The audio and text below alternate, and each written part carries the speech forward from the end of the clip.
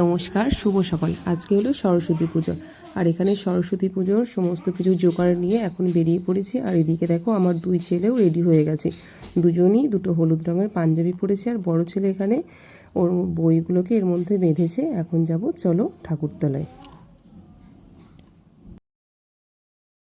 এখন চলে এসেছি স্কুলে অঞ্জলি দিতে। আর এই স্কুলটি হলো আমার ছোট ছেলে। প্রত্যেক বছর এই স্কুলেতেই আমি অঞ্জলি দিয়ে আসছি, মানে যতদিন আমার বিয়ে হয়েছে এই স্কুলেতেই আমি এসে অঞ্জলি দিই।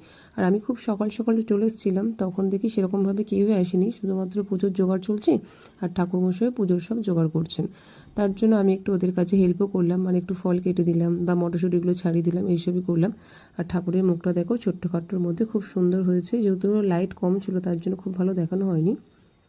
আর এখন আমার অঞ্জলি দেওয়া হয়ে গেছে। আর যেহেতু এটা বাচ্চাদের স্কুল, তার জন্য দেখো কত পুচকেরা একদম হলুদ হলুদ শাড়ি পরেছে, আর তার সাথে ছোট ছোট ছেলেরা পাঞ্জাবিও পরেছে। চলো এখন আমি প্রসাদ নিয়ে বাড়ি যাবো, কারণ বাড়িতেও অনেক কাজ রয়েছে। ওই দেখো আমার ছোটো ছেলেটা কেমন আস্তে আস্তে করে নামছে।